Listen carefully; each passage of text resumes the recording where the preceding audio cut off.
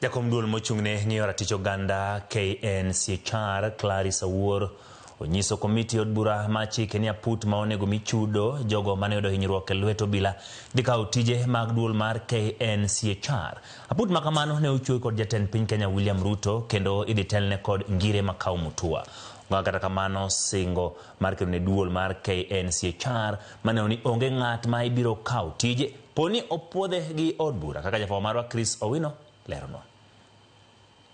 Kawo duoko penjo nyim komiti mar od bura mar chike e kinde chenro mar goye kogno, Oganga ko pando luoro mare e wi aput manyocha ochuo kod jatend piny William Ruto mar miyo chudo jogo mane oyudo hinyruok e lwet obila. Will be appearing before us today. So the first one being kalore kode aput makamano dhi kawo moko kuom tije ma onego chwal kod duol mar KNCHR mar nono rochruok mag ratich jopiny kaachiel gi miyo gi kony. A bit of their mandate is encroaching onto the mandate of the Kenya National Commission on Human Rights.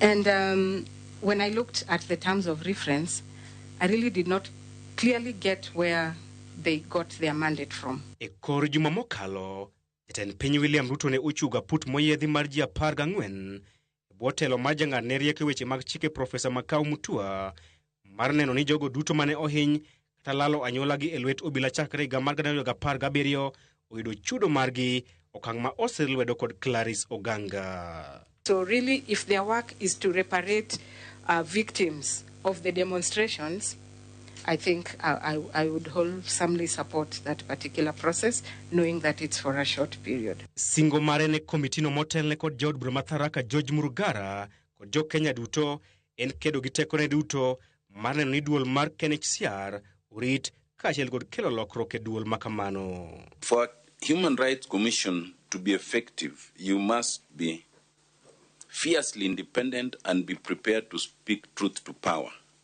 How prepared are you to confront the powers that be in this country to be effective? I'm hoping that when I get to be the chair of the commission, I will ensure that I stamp my foot so that no one encroaches on the mandate of the commission.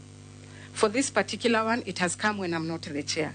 But I'm hoping that once I go in, I will be in a position to ensure that whatever touches on the mandate of the commission will be protected jealously and will not be, because that's how commissions are weakened. When they start removing small bits of your mandate, then it weakens the commission. E wi ratiro mar bago ng'anyo, Oganga lero ni onge ng'ato manyalo mayo jopiny ratiro mar bago ng'anyo. Kata kamano, ratiro mar ng'anyo inyalo ket tenge poni ng'anyo dhi kelo tulo kata tungni. But international law requires that, allow demonstrations to take place. Allow whoever wants to demonstrate to provide a notification to the police. But I think what we need to do is to work with the police.